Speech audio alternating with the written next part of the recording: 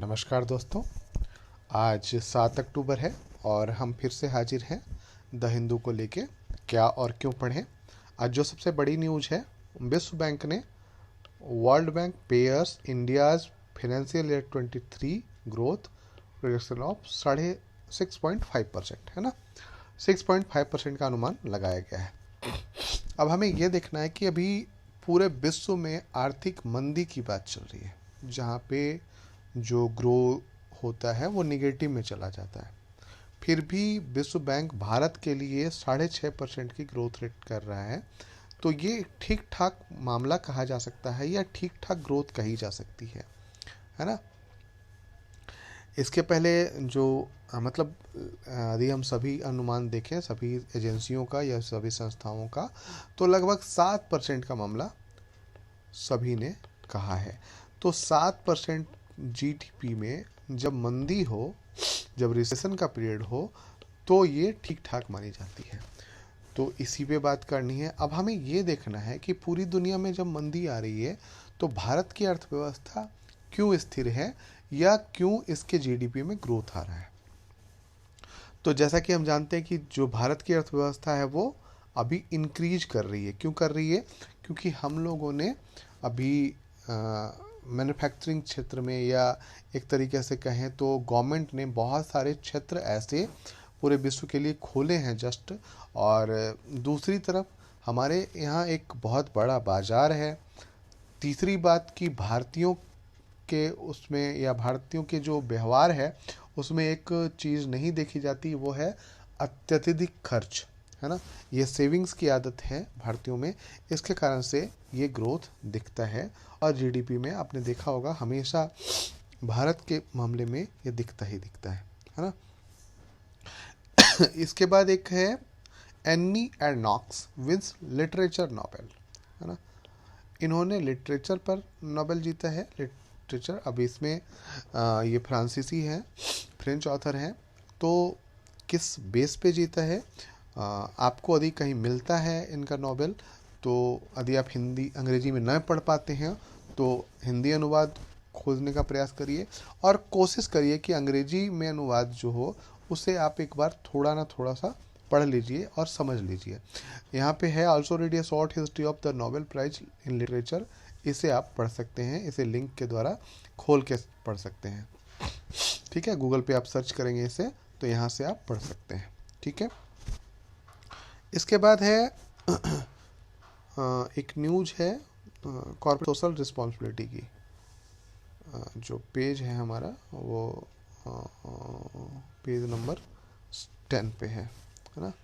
तो चलिए आगे हम कॉर्पोरेट सोशल रिस्पॉन्सिबिलिटी की बात की गई है। तो strengthening the CSR framework is a profitable idea, है ना। अमर पटनायक हैं, मेंबर ऑफ पार्लियामेंट, राज्यसभा के, है ना, फ्रॉम ओडिशा।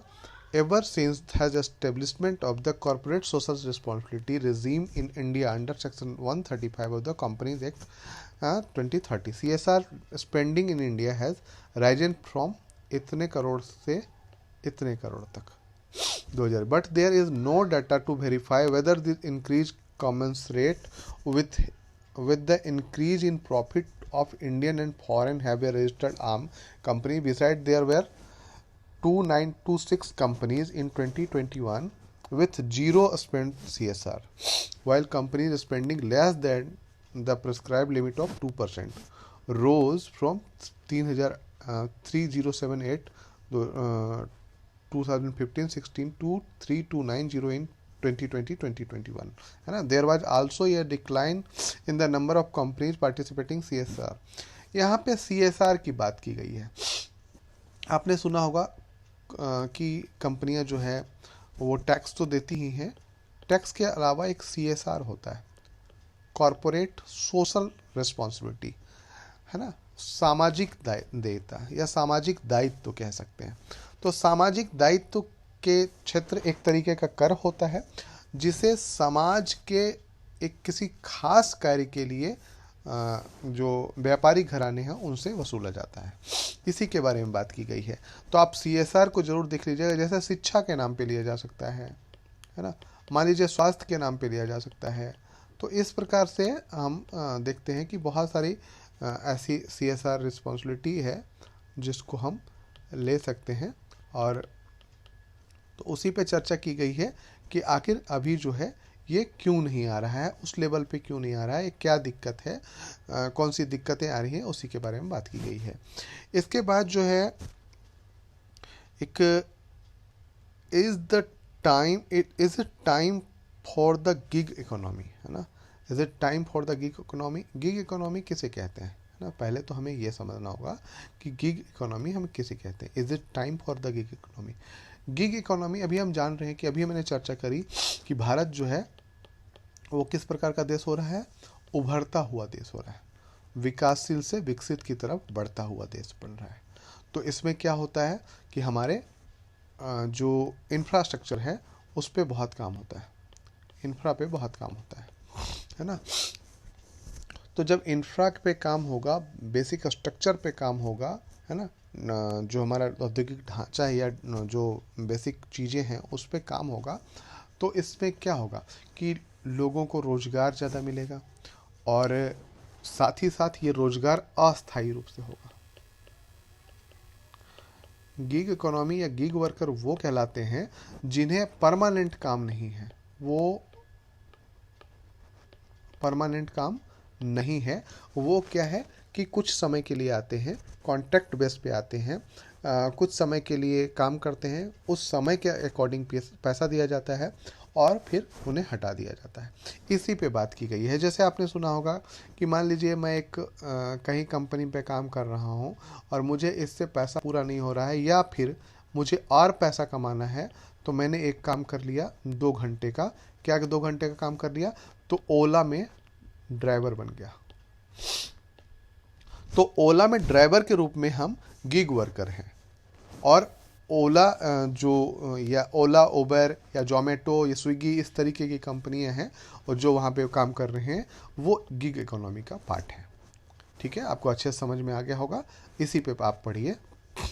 एक शब्द आया है मून लाइटिंग। मून लाइटिंग का मतलब होता है, अभी जैसे मैंने बताया कि हम कहीं पे परमानेंट वर्क कर रहे हैं, इसके अलावा हम कोई और कार्य कर रहे हैं, तो इसे मून लाइटिंग कहा जाता है।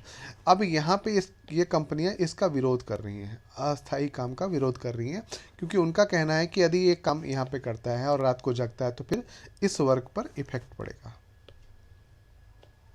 है ना। तो वो कह रही हैं कि इस वर्क को नहीं करने देंगे हम, या यह कार्य यदि आप करते हैं तो आपको हम जॉब पे नहीं रखेंगे। खैर, इसी के बहाने, गिग इकोनॉमी के बहाने इस पर भी चर्चा की गई है, तो आप पढ़ लीजिएगा। देखिए, शुरू में ही चर्चा की गई मून लाइटिंग और employees working for remuneration with entities other than their employer, है ना। तो आप इसे देख लीजिए। इसके बाद है service sector growth slows to 6 month low, PMI suggest, है ना। तो अभी सर्विस सेक्टर का क्षेत्र जो है वो ग्रोथ स्लो हो रहा है, इसी पे बात कही है। आते हैं उस पेज पे, बिजनेस पेज पे, और हम यहाँ पे देखते हैं कि आगे है ये सर्विस सेक्टर जो ग्रोथ है वो स्लो हो गया है, 6 मंथ लो पे पहुँच गया है।